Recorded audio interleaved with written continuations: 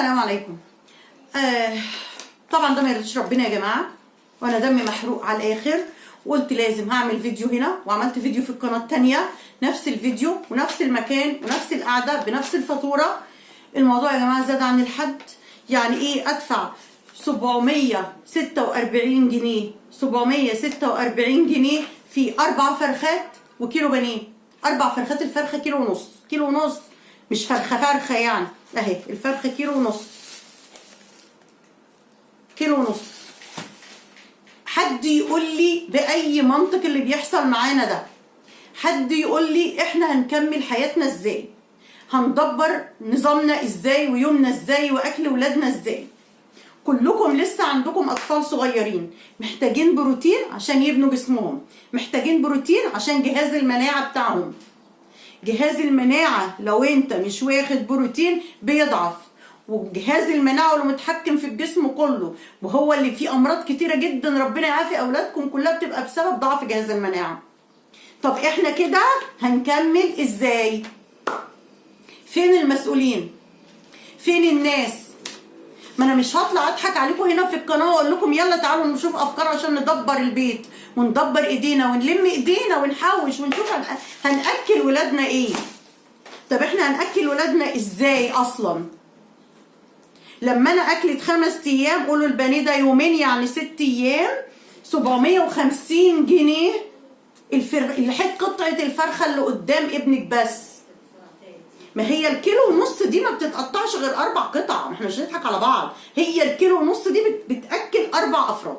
الفرخه الكيلو ونص عدت بقى 2 الا ربع و2 ماشي ممكن تتاكل 5، لكن الفرخه الكيلو ونص دي ما تاكلش غير 4 افراد بالعافيه يعني.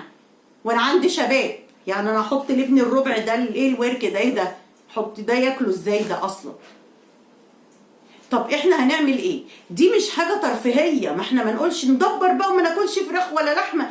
الكارثه ان دي علشان بناء جسم الولاد وعقلهم وعظمهم وكل حاجه. البروتين ده حاجه اساسيه يا جماعه. احنا مش بنتكلم في مكسرات وفي حلويات وكلام تاني، ده احنا بنتكلم في الوجبه الرئيسيه اللي بتبني جسم ولادنا.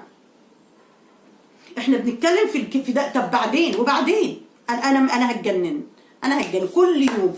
انا مثلا انا بعمل اوردر كل اسبوع، كل اسبوع الحاجه تزيد، كل اسبوع ادفع اكتر من اللي قبله وفي نفس الكميات.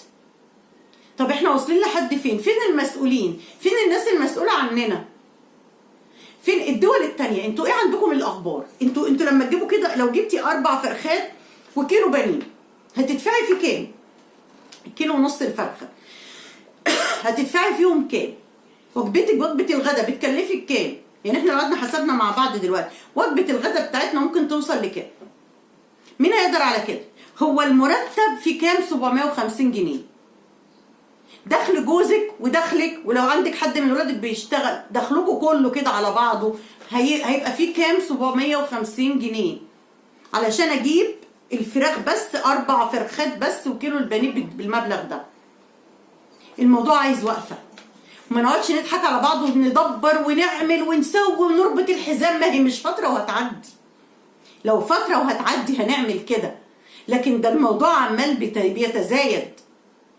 وما تقولوليش ده الزحمه على بتاع الفراخ قد كده والزحمه على بتاع اللحمه قد كده. لا، فئات معينه، معلش، فئات معينه هي اللي بتشتري وهي اللي مش حاسه، لكن الفئات الاكتر هي اللي حاسه. في ناس بتطبخ اللحمه والفراخ دي في الاسبوع 2 مرات بس. دلوقتي هيعملوها مره شويه ومش هيعملوها خالص. دي اجسامهم هتطلع ايه؟ الاجيال اللي طالعه والشباب اللي طالع اجسامه هتبقى عامله ازاي؟ قدرته وقوته هتبقى عامله ازاي؟ بنيان جسمه كله هيبقى عامل ازاي؟ يا جماعه احنا محتاجين وقفه، محتاجين وقفه للموضوع ده، محتاجين حل لموضوع الغلاء اللي احنا بقينا فيه. بندبر ونعمل مفيش حاجه نافعه، ممشيين حياتنا. مش عشان ممشيين حياتنا تقولوا ما هو الشعب عايش اهو، ما هي الدنيا ماشيه اهي. لا، هي الدنيا مش ماشيه، الدنيا ماشيه بالزق وبالعافيه. الناس اتملت امراض نفسيه من كتر التفكير في بكره. اقسم بالله الامراض النفسيه بقت فظيعه، كتيره كتيره كتيره، وفي السن الصغير اللي ما كناش بنسمع عنها غير فين وفين. ليه؟ من الضغوط اللي احنا فيها، من التفكير اللي احنا فيه. والشاب ولا اللي فاتح بيت لسه وعياله لسه في ابتدائي وفي حضانه وبتاع ومش ملاحق، مش ملاحق. ما تقولوليش خلف كتير، ده اللي معاه 2 ما هوش قادر. الناس تعبت، الناس تعبت، ومفيش حاجه اسمها نضحك على بعض ونطلع ندبر ونطلع نقتصد. هنقتصد ايه؟ هنقتصد ايه؟ هنقتصد مش هينفع، لان ده البروتين، ده كل حاجه، ده كل حاجه في الجسم. احنا عن نفسنا الكبار مش عايزين ناكل، مع انه غلط. واحده عامله عمليه، واحده عندها تعب لا قدر الله معين، حد عنده جرح، دي حاجات محتاجه البروتين علشان المريض يخف، عشان الجرح يلم، وعشان كل الحاجات دي، وانتوا عارفين الكلام ده كله. يعني احنا مش بنتكلم في ترفيه. وغير كده يا ريت البروتين بس، ده كل حاجه حوالينا، حتى كيس الملح. لحد امتى؟ هنعمل ايه؟ هنتصرف ازاي؟ شير للفيديو ولايك للفيديو علشان يوصل، يمكن حد يتحرك، يمكن حد يحس بينا، يمكن المسؤولين يسمعونا، يمكن الرئيس يسمعنا، ونقول له عايزين اجيال قويه، عايزين اجيال كويسه، بنيان كويس. الغذاء ده بيأثر حتى على العقل، حتى على التفكير. الله، زي اي زرعه، الزرعه اهتميت بيها وسقيتها واكلتها كويس وسمات كويس هتطلع جميله جدا. اهملت فيها تطلع ضعيفه وهشه، زي ما اولادنا يطلعوا ضعاف وهشين. الموضوع مش سهل يا جماعه، الموضوع كبير وبيكبر اكتر واكتر واكتر.